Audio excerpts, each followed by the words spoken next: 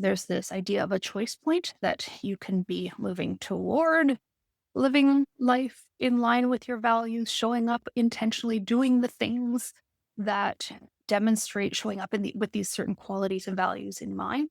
Or we could be doing the opposite, not doing the things that bring us in that direction, life enhancing and engaging fully in the things that matter, the occupations. So away moves or towards moves. And when life starts lifing, stuff happens, scary things happen, bad things happen. Democracy threatens to fall all around the world. We can get a little bit stuck. And we call that hooked in ACT, hooked. So when we're in that away move side, we're hooked and not doing the things, not engaging in those occupations, not doing those things. And so ACT gives us some tools to acknowledge, oh, I'm hooked. Here I am over here. And what's happening?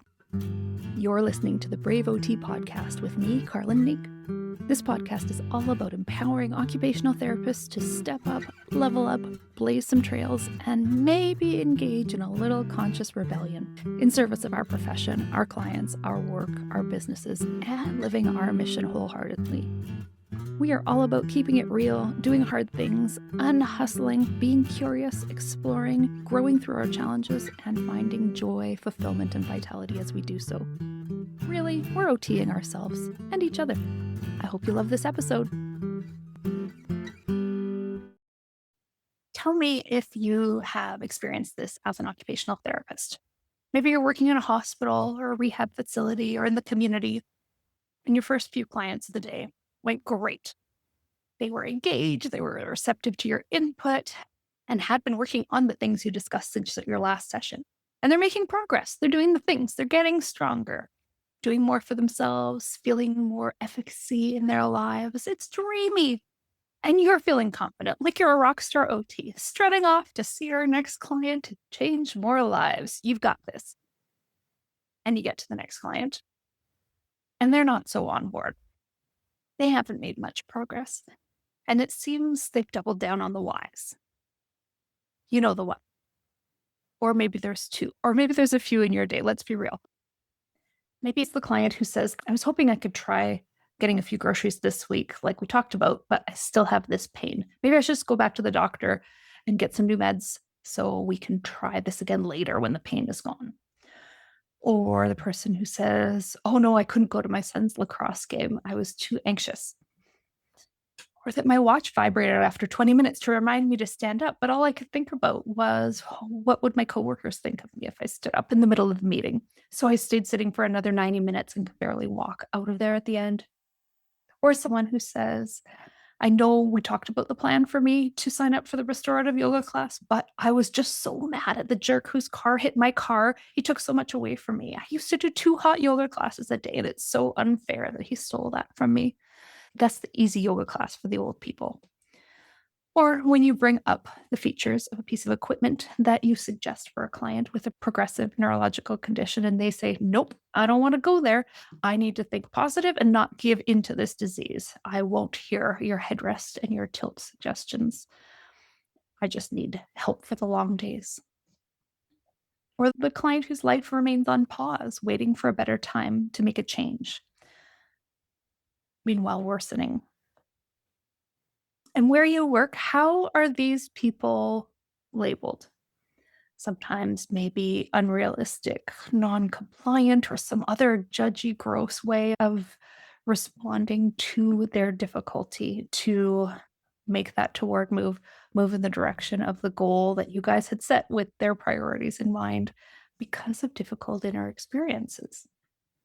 As occupational therapists, we are so often the team member or the profession who's being brought in to help when all else has failed, when nobody else knows what to do. People have made recommendations, people have told people what to do, and they're not doing it. And in works occupational therapy. And there we are trying to figure out, okay, where are things breaking down here? Where are the things not lining up? How do we help this person move forward with doing the things that are going to help them? We know as OTs, we're looking at the whole person, the whole context.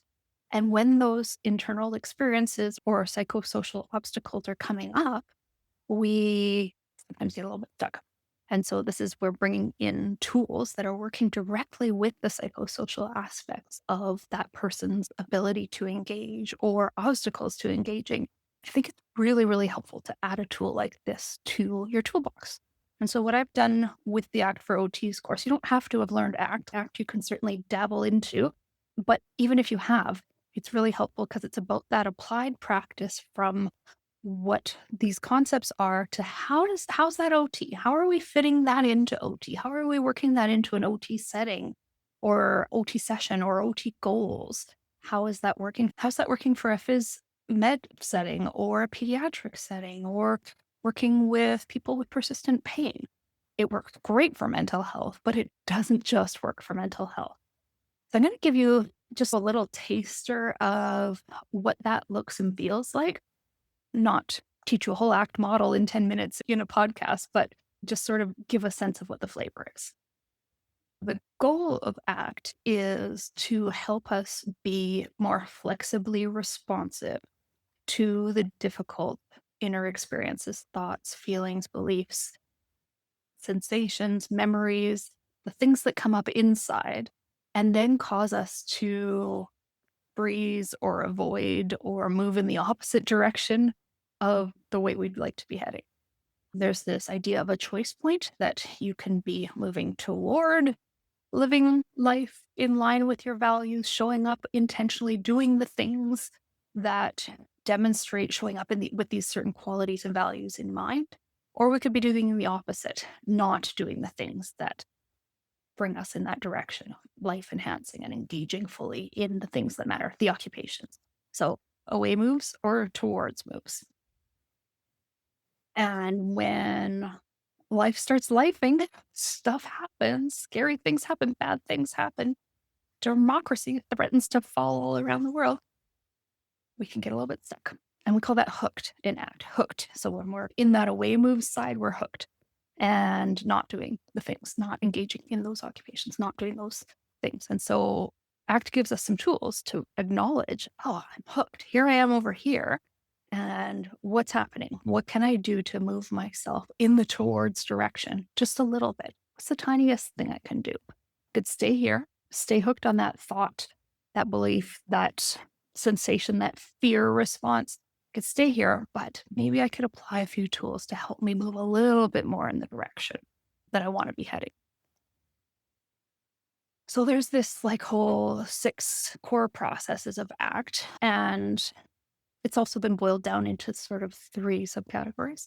But 4 of the core processes, 4 of the 6 are based in mindfulness. And they're around making room for difficult feelings, unhooking and not being so attached to certain ways of thinking.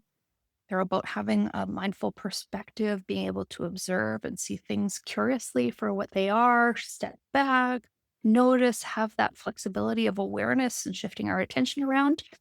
4 processes are in that sort of category. And then the other 2 core processes are about getting clear on values and engaging in committed action that aligns our life with those values and committed action. And I think about that section as occupational engagement, looking for the meaningful occupations and doing the meaningful occupations. So 4 core processes that are helping us be more flexibly responsive, more curious, more aware, allowing more perspective taking, allowing us to notice, shift around, look around a little bit differently, unhook, be so stuck on the feelings, the thoughts, so that we can do. Those are boiled down into be present, open up, do what matters. What matters to you? What would you be doing if you weren't so hooked by some of these difficult internal experiences, responding a little bit more flexibly, doing a little bit of the thing that built the confidence to do a little bit more of the thing and move in that direction, create some momentum in that occupational direction. Other thing I love about ACT that in contrast to some other approaches is that it feels a lot more aligned with a gentler trauma informed perspective. There's a lot of inviting. There's a lot of curiously, not advising, not like there's a lot of let's co create, let's explore curiously. I don't have all the answers. Here we are, 2 peers navigating this difficult thing. And would you be open to considering? There's a lot of compassion and invitation and consent and collaboration that really feels a lot more aligned with trauma informed models. Feels very humanistic, feels very just the way I want to show up. I don't want to tell anybody that I'm the expert and this is what you must do. And like I get a lot better results by being kind and compassionate. And I love that about ACT. That's all baked in to the model. So if you're curious to learn more about my Practical ACT for OTs course and how we can integrate ACT into our OT practices, I invite you to check out the webpage that I'll put in the show notes in the description. At the time that I'm recording this, it is January, into January. We have a February 1st cohort starting up. The course includes 8 asynchronous modules that you have limitless access to. They're video modules. They take about, at this point, about 4.5 hours to get through them all. Like you could watch them in a day if you really needed to. But I really like the idea of looping back into them and having lots of long-term access so you can come back and visit. And I'll probably be adding more case studies and demos and that sort of thing. So the length could increase over time. But there are these 8 recorded modules you can learn flexibly. Then I have a couple live calls a month that I host. They're optional. Come, don't come, bring some questions. Come even if you don't have questions. And we can have some really nice discussion about the nuance and how this integrates with different perspectives you already know, or how that could work in your particular setting. Or maybe you're trying some things out and here's where you're running into a roadblock or something you just can't quite wrap your head around. I love these discussions. So that's an optional part of the course you can participate in. 2 different time zones to meet different hemispheres of the world because we have a very international community engaging in this course. And there's an online community where you can ask questions, share breakthroughs, share ideas. I'll share resources. And there's also a resource library that you have limitless access to, too, where I've curated some of my favorite ACT resources for you to use in your practice. I just wanted to share some of the feedback that I received from some of the OTs who have taken the course. We've had more than 150 OTs through the course in the last couple of years. And I love hearing what's worked for people because it really helps me to keep shaping and revising to make sure that this is meeting its intended purpose. Somebody said, I really enjoyed this content, made so much sense for OT, it really blew my mind. Why don't they teach more in school or talk about it more? Another person said, I really enjoyed the modules. I think they were clear, well paced, and had good visuals that helped me understand. Another person said the practical examples are what they really liked about the course, discussions and the ease of learning concepts due to the way they were presented. Somebody said the examples are great, and so was the case study. Shortish modules made a lot of sense, very OT centered, and I enjoyed listening to your calming voice and pace. I do feel I want to learn more about it. Thanks to the course, and thank you for the resources. I plan to dig in. People like the bite-sized info, the live calls for connection. Another person said something about the soothing voice. That's always interesting to me. I feel like my voice isn't soothing, but thank you. I so appreciate it. Someone else said they like the lightness, that I'm really engaging and how I make everything feel simple and doable. Thank you. There's more on my website. I would love to talk to you if you have any questions. Just let me know. Do you think this is helpful? Please share this with somebody. I really appreciate you listening to the podcast, and I hope to see you in the Practical ACT for OTs course. As always, be brave, OTs.